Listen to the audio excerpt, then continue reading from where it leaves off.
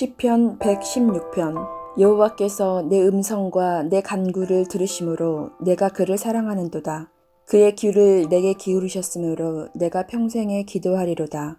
사망의 줄이 나를 두르고 수월의 고통이 내게 이르므로 내가 환난과 슬픔을 만났을 때에 내가 여호와의 이름으로 기도하기를 여호와여 주께 구하오니 내 영혼을 건지소서 하였도다.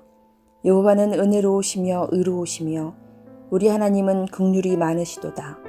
여호와께서는 순진한 자를 지키시나니 내가 어려울 때에 나를 구원하셨도다. 내 영혼아 내 평안함으로 돌아갈지어다. 여호와께서 너를 후대하심이로다. 주께서 내 영혼을 사망에서 내 눈을 눈물에서 내 발을 넘어짐에서 건지셨나이다. 내가 생명이 있는 땅에서 여호와 앞에 행하리로다. 내가 크게 고통을 당하였다고 말할 때에도 나는 믿었도다. 내가 놀라서 이르기를 모든 사람이 거짓말쟁이라 하였도다. 내게 주신 모든 은혜를 내가 여호와께 무엇으로 보답할까? 내가 구원의 잔을 들고 여호와의 이름을 부르며 여호와의 모든 백성 앞에서 나는 나의 서원을 여호와께 갚으리로다. 그의 경건한 자들의 죽음은 여호와께서 보시기에 귀중한 것이로다. 여호와여 나는 진실로 주의 종이요 주의 여종의 아들 곧 주의 종이라. 주께서 나의 결박을 푸셨나이다. 내가 주께 감사제를 드리고 여호와의 이름을 부르리이다. 내가 여호와께 서원한 것을 그의 모든 백성이 보는 앞에서 내가 지키리로다. 예루살렘아 내 한가운데에서 곧 여호와의 성전뜰에서 지키리로다. 할렐루야. 하늘에 계신 우리 아버지여, 이름이 거룩히 여김을 받으시오며 나라가 임하옵시며 뜻이 하늘에서 이룬 것 같이 땅에서도 이루어지이다. 오늘날 우리에게 일용할 양식을 주옵시고 우리가 우리에게 죄 지은 자를 사하여 준 것 같이 우리 죄를 사하여 주옵시고 우리를 시험에 들게 하지 마옵시고 다만 악에서 구하옵소서. 대개 나라와 권세와 영광이 아버지께 영원히 있사옵나이다. 아멘.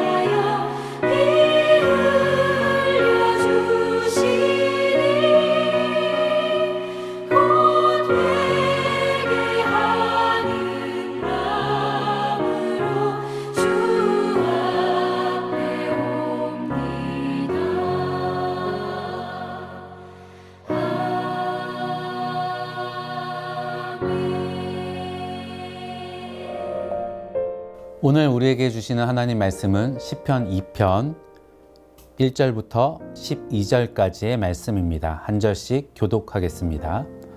어찌하여 이방 나라들이 분노하며 민족들이 헛된 일을 꾸미는가? 세상의 군왕들이 나서며 관원들이 서로 꾀하여 여호와와 그의 이 기름 부음 받은 자를 대적하며 우리가 그들의 맨 것을 끊고 그의 결박을 벗어버리자 하는도다. 하늘에 계신 이가 웃으시며 주께서 그들을 비웃으시리로다. 그때 분을 바라며 진노하사 그들을 놀라게 하여 이르시기를 내가 나의 왕을 내 거룩한 산 시온에 세웠다 하시리로다. 내가 여호와의 명령을 전하노라. 여호와께서 내게 이르시되 너는 내 아들이라. 오늘 내가 너를 낳았도다. 내게 구하라. 내가 이방 나라를 내 유업으로 주리니 내 소유가 땅끝까지 이르리로다. 내가 철창으로 그들을 깨뜨리며 질그릇같이 부수리라 하시도다. 그런즉 군왕들아 너희는 지혜를 얻으며 세상의 재판관들아 너희는 교훈을 받을지어다. 여호와를 경외함으로 섬기고 떨며 즐거워할지어다. 그의 아들에게 입맞추라. 그렇지 아니하면 진노하심으로 너희가 길에서 망하리니 그의 진노가 급하심이라. 여호와께 피하는 모든 사람은 다 복이 있도다. 아멘. 어제 시편 1편을 나누면서 우리는 기독교 신앙 안에 들어오기 이전에 우리는 이미 하나님을 떠난 세상의 가치관에 너무나 많이 동화되어 있는 존재인 것을 들었습니다. 그래서 성선설이든 성악설이든 혹은 성무선악설이든 다 의미가 없는 거예요. 어떤 존재로 태어났던지 간에 모든 사람들은 세상을 살아가는 그 과정 속에서 하나님이 아닌 세상의 목소리에 너무나 많이 노출되어 왔고 거기에 동화되어 있다는 것이죠. 그런데 그 동화된 모습이 좋은 모습인가? 그렇지 않습니다. 악인들의 꾀, 죄인들의 길, 오만한 자의 자리. 창세기 1장에서 하나님께서 창조하시던 그 장면과도 같아요. 땅이 혼돈하고 공허하며 흑암이 깊음 위에 있고 하나님의 영은 수면 위에 운행하시니라. 우리가 맨 땅에 헤딩한다라는 표현을 쓸 때가 있습니다. 아무것도 없는 곳에서 뭔가를 시작한다라는 것이 너무나 힘들다는 걸 이야기할 때 쓰는 표현이에요. 그런데 때로는요, 차라리 아무것도 없는 것이 낫다 싶을 때도 있지 않으세요? 뭔가를 새로 시작하고 싶은데 앞에 뭐가 너무 많이 쌓여 있어서 이걸 다 처리하는 게 더 힘든 경우가 있는 거죠. 차라리 그런 선입견이 없었더라면, 그런 문화와 환경이 없었더라면 쉬웠겠다라는 때가 있습니다. 시편 2편은 우리 인간들에게 형성되어 있는 하나님에 대한 잘못된 태도가 있다, 잘못된 인식이 있다, 여기에서부터 시작하고 있어요. 1절부터 보시면은요, 1절에는 분노, 2절에는 대적이라는 단어가 나옵니다. 누구를 향한 분노이고 누구를 향한 대적일까요? 네, 하나님이죠. 하나님을 불편해하는 인식들, 하나님을 나를 불편하게 하는 존재로 내가 원하는 것을 가로막는 회방꾼으로 여기게 하는 그런 생각들이에요. 그래서 3절 마지막에는 아예 이렇게 외칩니다. 그의 결박을 벗어버리자. 인간은 왜 하나님을 불편한 존재로 생각하게 되었을까요? 하나님을 회방꾼으로, 더 나아가서는 경쟁의 대상으로 생각하게 된 계기는 무엇일까요? 그 시작을 창세기 3장에서 우리에게 보여주고 있습니다. 아담의 타락하는 장면에서 너희가 그것을 먹는 날에는 너희 눈이 밝아져 하나님과 같이 되어 선악을 알 줄 하나님이 아심이니라. 사단이 속이는 거예요.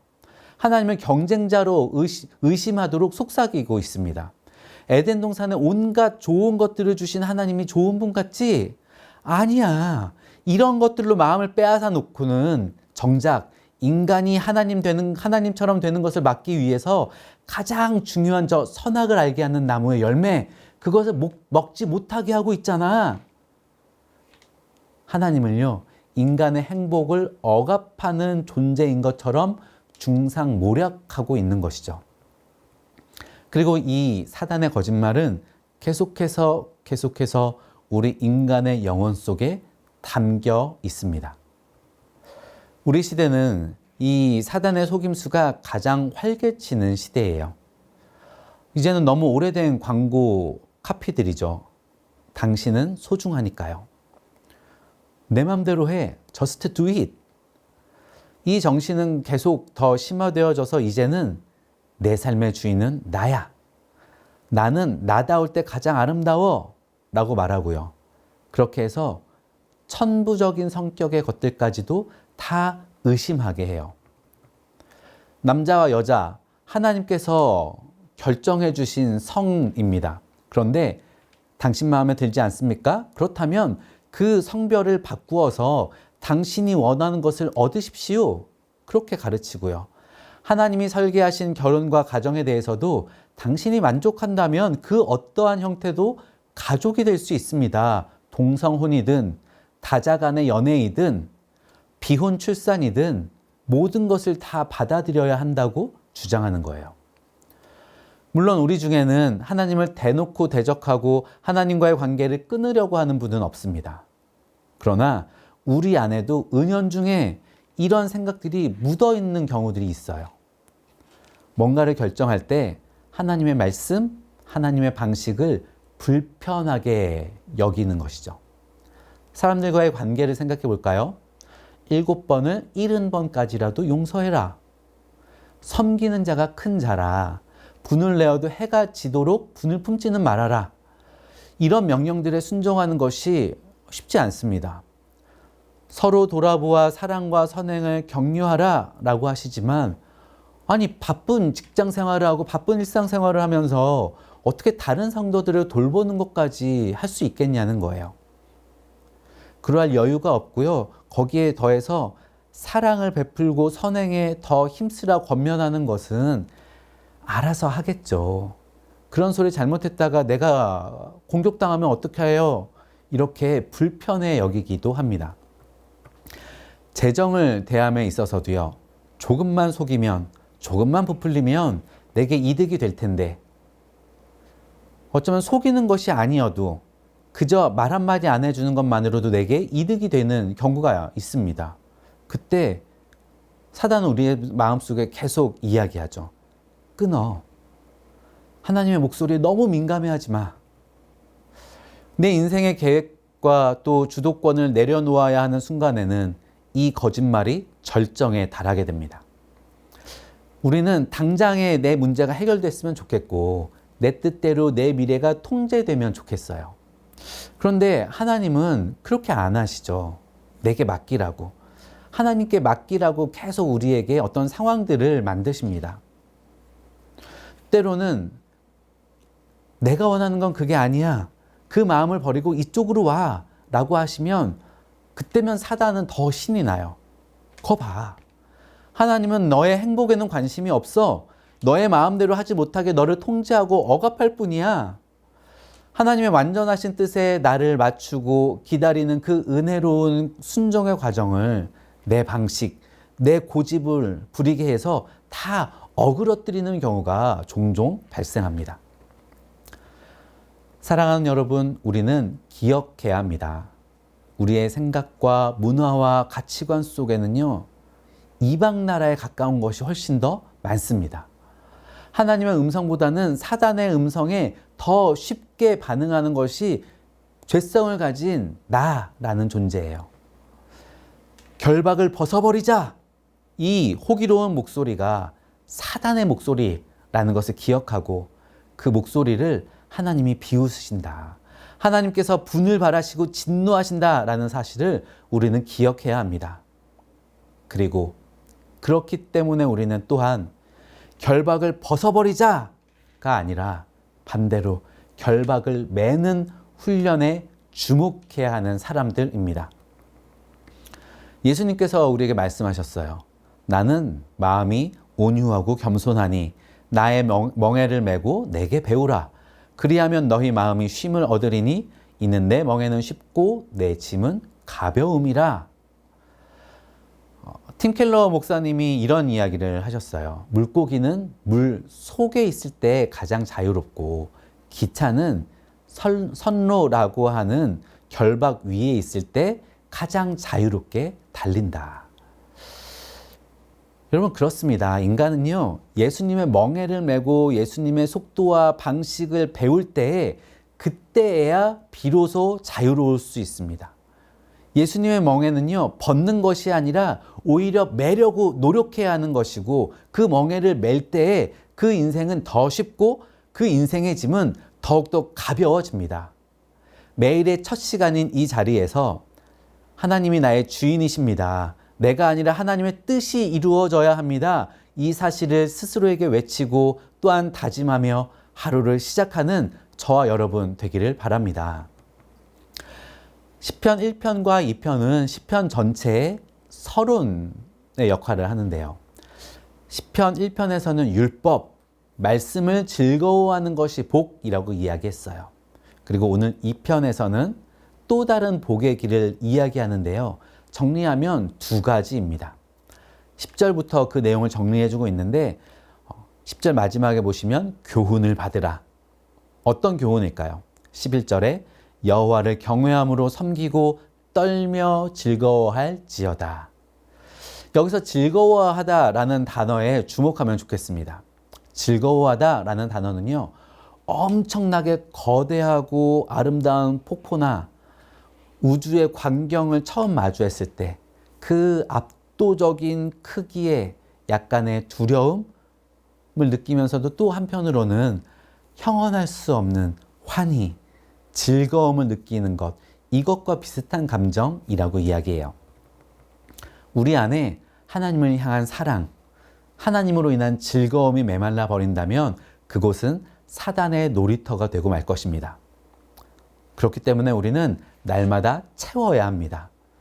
말씀을 읽으면서 기도하고 찬송하면서 내가 해야 할 것들 이런 걸 채우는 게 아니라 하나님이 얼마나 좋은 분이신지, 그래서 그 하나님으로 인한 즐거움, 하나님을 향한 감사, 하나님이 하신 일들에 대한 경탄, 이것을 계속 채워가는 것이죠.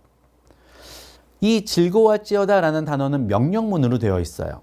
의도를 가지고 의식적으로 꾸준하게 힘을 써서 훈련하라는 이야기입니다.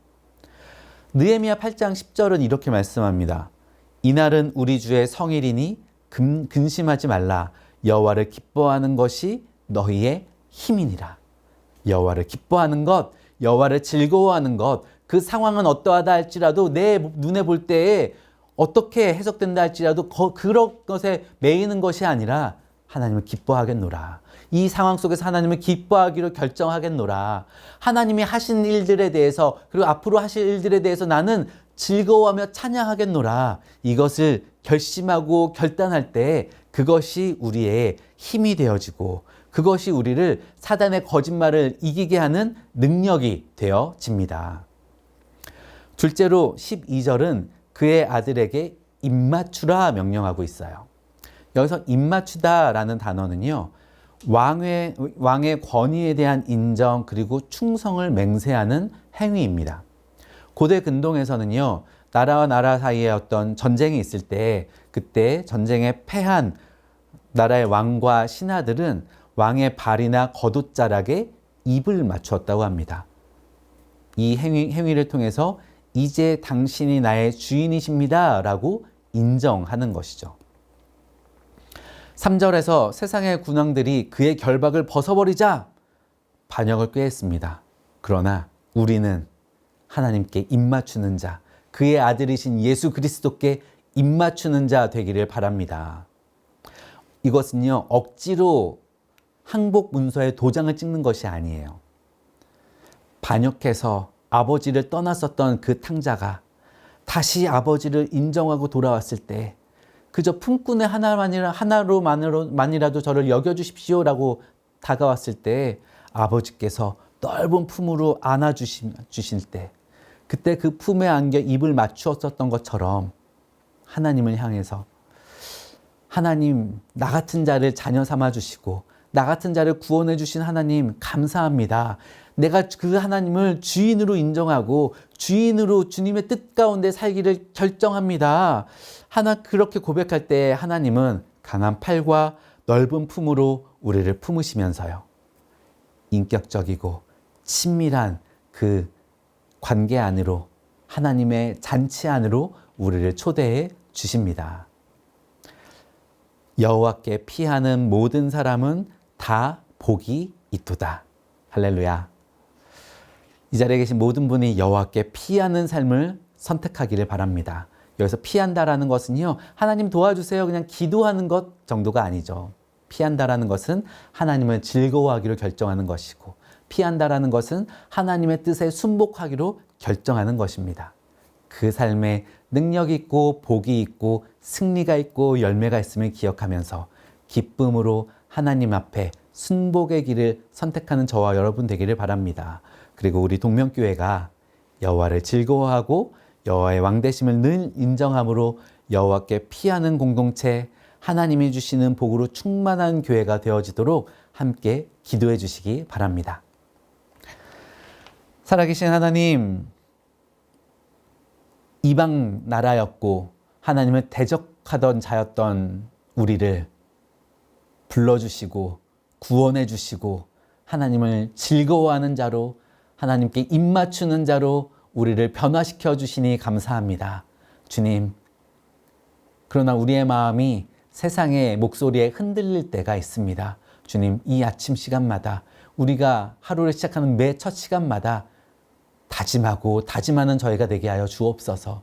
하나님을 즐거워하기로, 하나님의 선하심과 인자하심을 즐거워하기로 결정하는 자, 하나님의 능력과 하나님의 계획이 가장 선하심을 즐거워하는 자 되기로 주님이 결단하기를 원합니다.